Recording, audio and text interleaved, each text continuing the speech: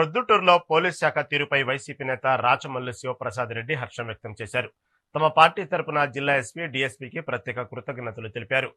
జూద గృహాలపై, George క్లబ్లపై పోలీసులు దాడులు చేశారని చెప్పారు. నిష్పక్షపాతంగా వ్యవహరించి కేసులు నమోదు చేశారన్నారు.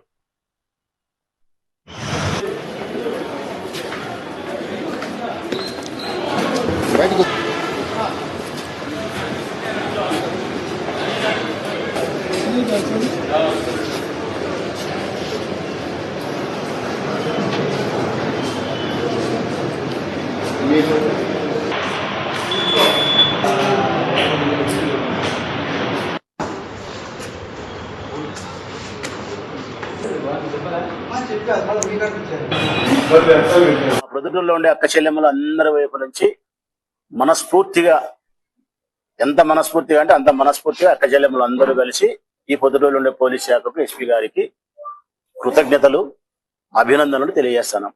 జగన్మోహన్ రెడ్డి గారు ప్రభుత్వం వచ్చిన తర్వాత 19 నుంచి రాష్ట్రంలో ఎక్కడే కానీ జూదం లేదు. Challenge, open challenge. ప్రొద్దుటూరు మొదలుకుంటే యాన్నే కానీ పెద్ద లేదు, చిన్న లేదు, మంత్రి లేదు, ఎమ్మెల్యే ఎవరు లేదు, రేకాట్ అనేది లేదు. జగన్మోహన్ రెడ్డి చేసినాడు, సంతోషపడినారు. మా ప్రభుత్వం పోతానే, ఈ ప్రభుత్వం 24లో వస్తానే పొద్దుటూరులో జార్జి క్లబ్ తెరిపించినాడు నంద్యాల వరదరాజు రెడ్డి. జమ్మనలో జూదం ఆడతారు, పొద్దుటూరులో ఎందుకు ఆడకూడదు? మేము ఆడతాం, మేము ఆడతాం, మేము ఆడతాం. సన్నబిల్లులు క్రికెట్ ఆడుకునేదాన్ని స్టేడియమా పెట్టించినాడు. పెట్టించి మళ్ళా జార్జి క్లబ్, ఇంకొకటి కంపల్సరీ అన్ని సర్టిఫికేట్ మొదలైనాయి. నిన్నటి దినం జార్జి క్లబ్ మీద రైడ్ చేసినారు పోలీసు వాళ్ళు. నిన్నటి దినం 7 గంటప్పుడు రైడ్ చేసి తెల్లారిదన 3 గంటల వరకు ఆన్నే ఉండి అందరినీ పట్టుకొని జూదం ఆడకూడదని చెప్పి, వాళ్ళు ఏదో రకరకాల కాగితాలు చూపించే ఇవన్నీ సెల్లవు తరంగావు అని చెప్పి, మీరు ఆడకూడదు, మీరు స్టేక్ పెట్టి రమ్మి ఆడుతున్నారు, డబ్బులు ఉన్నాయి, మీ జోయిల కింద డబ్బులు ఉన్నాయి అని చెప్పి డబ్బులు పట్టుకొని, మనుషులు పట్టుకొని, అందులో అందరు గౌరవప్రదమైన అందరు ఉన్నారు, ఆడొద్దని బంద్ చేసినారు.